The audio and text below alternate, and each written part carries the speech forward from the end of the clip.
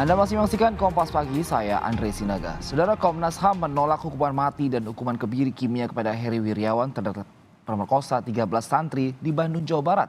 Komnas meminta negara juga fokus pada pemulihan dan perlindungan para korban. Komnas HAM beralasan hukuman mati bertentangan dengan prinsip hak asasi manusia karena menurut Komnas HAM, hak hidup seseorang tidak boleh dikurangi dalam kondisi apapun. Opsi kebiri kimia juga ditentang Komnas HAM karena Komnas menilai kebiri kimia termasuk dalam perbuatan tidak manusiawi yang bertentangan dengan Konvensi Anti Penyiksaan PBB yang ikut ditandatangani Indonesia. Meski demikian, Komnas HAM tetap meminta Heri Wiriawan dihukum berat dan meminta negara menjamin hak para korban. Selain pemulihan trauma, Komisioner Komnas HAM BK Ulung Hapsara meminta negara menjamin kesehatan pendidikan dan masa depan korban bebas dari stigma masyarakat.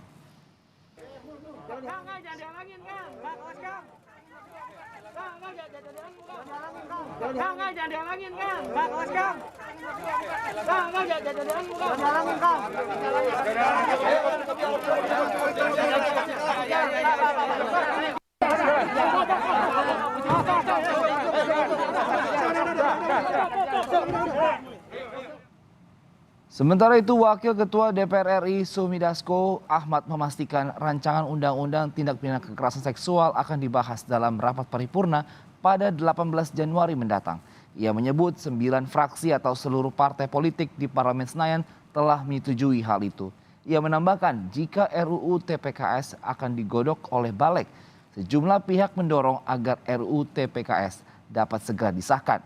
Salah satunya Presiden Joko Widodo yang menyatakan perlindungan terhadap korban kekerasan seksual perlu menjadi perhatian bersama, khususnya kekerasan seksual terhadap perempuan yang sangat mendesak untuk ditangani.